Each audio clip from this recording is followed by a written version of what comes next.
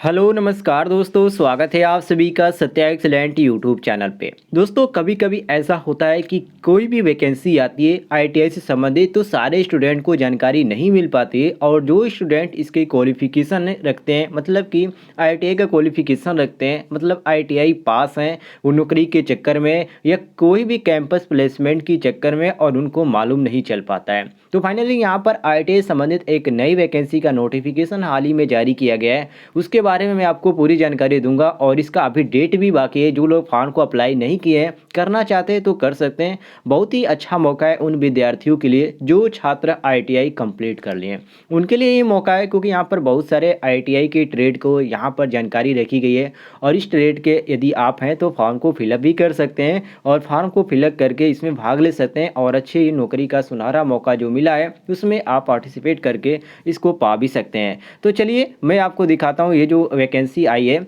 ये आपका जो वैकेंसी का नोटिफिकेशन जारी किया गया है Bihar state milk co operative federation LTD से अंतर्गत ये आपका जारी किया गया नोटिफिकेशन। और यहाँ पर आप देख सकते हैं इसकी ऑफिशियल वेबसाइट का भी लिंक दिया गया है, जो कि यहाँ पर आप देख सकते हैं मेंशन किया गया है www.suda.coop।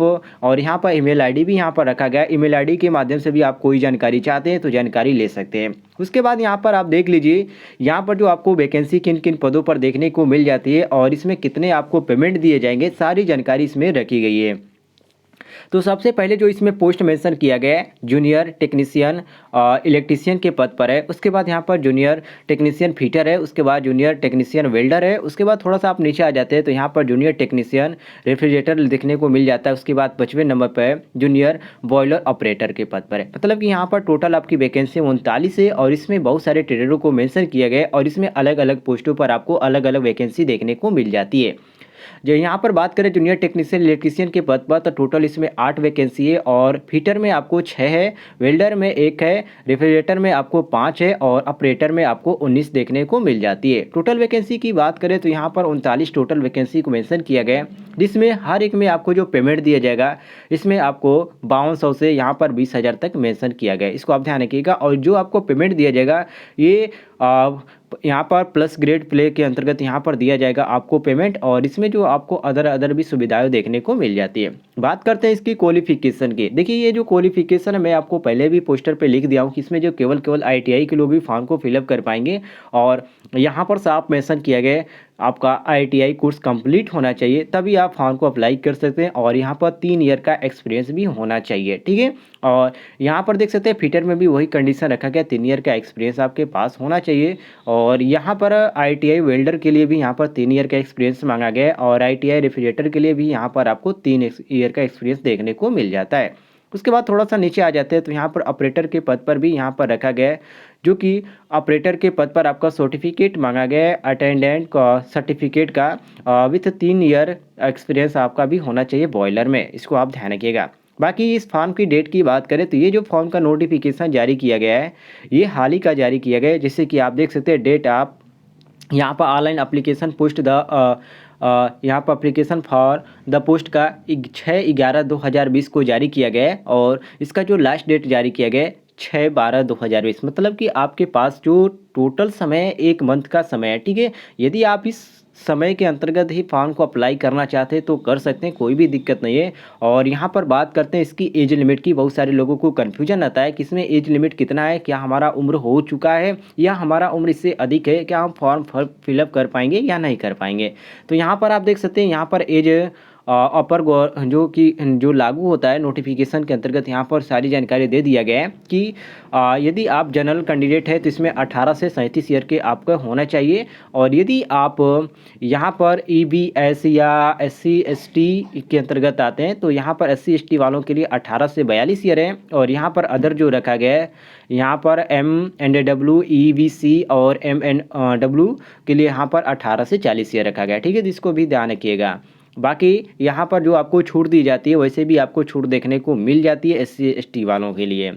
इसके बाद दोस्तों यहाँ पर थोड़ा सा नीचे आ जाते हैं तो यहाँ पर अदर भी आपको जानकारी दी गई, कितने घंटे आपको कार्य करना है। यहाँ पर सारी आपको जानकारी दी गई 17 घंटे यहाँ पर कितना आपको कार्य करना है, सारी यहाँ पर जानकारी आपको एक डाटा के अंतर्गत यहाँ पर प्रोवाइड कर दिया गया। उसके बाद यहाँ पर जनरल इंट्रोडक्शन जो दिया गया है इसको भी आप ध्यान रखिएगा। इसमें आपको बहुत सारी जानकारी दी गई है, इसके गाइडलाइन क्या है और इसमें क्या आपको सर्टिफिकेट लगाना है और सर्टिफिकेट के अंतर्गत आप कौन सा मेन चीज़ लगाएंगे। तो इसमें जो मेन चीज़ मेंशन किया गया है वो आपका ईमेल आईडी ही मेंशन किया गया है, क्योंकि ये जो आपका सुधा कंपनी के अंतर्गत जो वैकेंसी निकाली गई है इसमें आप यदि फॉर्म को फिलअप करते हैं तो सबसे यहाँ पर जो इम्पोर्टेंट जानकारी है वो आपका ईमेल आईडी, मतलब कि मोबाइल नंबर और कैंडिडेट का ईमेल आईडी जो होना चाहिए वो सही होना चाहिए, जिससे वो संपर्क कर पाएँ और कोई भी जानकारी आए तो आपको उससे इन्फॉर्म कर दें और आप अपडेट होते रहें। बाकी यहाँ पर थोड़ा सा नीचे आ जाते हैं, यहाँ पर जो ऑनलाइन करने का मेथड है जैसे कि आप यहाँ पर देख सकते हैं, यहाँ पर method of submission of online application का जो रखा गया है, पहला स्टेप में आपका रखा गया है log on off the complete यहाँ पर करना है, मतलब कि लॉगिन करना है इसकी ऑफिशियल वेबसाइट को, जो कि यहाँ पर ऑफिशियल वेबसाइट का लिंक है यहाँ पर रखा गया है www.sudha.coop। मैं आपको इसका ऑफिशियल वेबसाइट भी दिखा दूंगा। उसके बाद दोस्तों यहाँ पर आपका आएंगे go to the link apply online and open the same. उसके बाद यहाँ पर अप्लाई नाउ पे आपको क्लिक करना है। उसके बाद फिल एप्लीकेशन रजिस्ट्रेशन आपको करना है अपने मोबाइल से, एक मोबाइल नंबर आपका होना चाहिए। उसके बाद यहाँ पर फोटोग्राफ सिग्नेचर आपके पास होना चाहिए। उसके बाद यहाँ पर जो भी आप सर्टिफिकेट लगाते हैं उसको सर्टिफिकेट लगा सकते हैं, इसमें आपका 10वीं या ग्रेजुएशन भी रहेगा तो भी चलेगा। उसके बाद आपका यहाँ पर ITI का सर्टिफिकेट भी रहेगा। उसके बाद यहाँ पर किस पोस्ट पर आप अप्लाई करें उस पोस्ट को मैंसन करना है और इस तरह आप आसानी से फॉर्म को फिलअप कर पाएंगे। कोई ज़्यादा इसमें कठिन नहीं है, आप आसानी से फॉर्म को फिलअप कर सकते हैं, इस बात को आप ध्यान रखिएगा। बाकी यहाँ पर अदर जानकारी की बात करें तो यहाँ पर और भी बहुत सारी जानकारी रखी गई है जैसे कि आप पढ़ सकते हैं, जो कि आपका यहाँ पर जो फोटो होना चाहिए कितने KB तक ये अपलोड होगा, तो ये सारी जानकारी यहाँ पर मेंशन किया गया। जैसे कि यहाँ पर 17 नंबर पे देख सकते हैं, यहाँ पर मेंशन किया गया scan photograph should be in JPG format, maximum यहाँ पर साइज जो रखा गया 50 KB ही रखा गया। यदि आप 50 KB से ऊपर या 50 KB से नीचे रखते हैं तो ये जो आपका फाइल है सही नहीं होगा और यहाँ पर अपलोड भी नहीं होगा।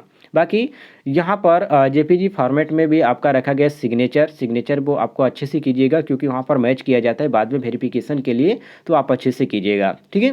उसके बाद यहाँ पर digital size should not exceed 250 KB each, मतलब कि प्रत्येक जो आपका फॉर्मेट रहेगा, मतलब कि जो आपका डॉक्यूमेंट का रहेगा उसका 50 KB हर एक, मतलब 250 KB तक होना चाहिए, इससे ज़्यादा नहीं होना चाहिए, ठीक है। इसको आप ध्यान रखिएगा। और उसके बाद यहाँ पर बात करते हैं फीस की। सबसे ज़्यादा कैंडिडेट यहाँ पर यही कन्फ्यूजन होते हैं कि ये जो फॉर्म आया है इसका फ़ीस कितना लगेगा। तो यहाँ पर देखिए, यहाँ पर अलग अलग फ़ीस रखा गया है, यहाँ पर कैटेगरी वाइज रखा गया है जनरल, और यदि आप BC और EBC के अंतर्गत आते हैं तो 700 रुपये फ़ीस लगेगा। मतलब कि यदि आप जनरल हैं, BC है और EBC है तो 700 रुपये फ़ीस देना पड़ेगा, और यदि आप SC ST के अंतर्गत आते हैं तो 350 रुपये भी आपको फ़ीस देना पड़ेगा, ठीक है।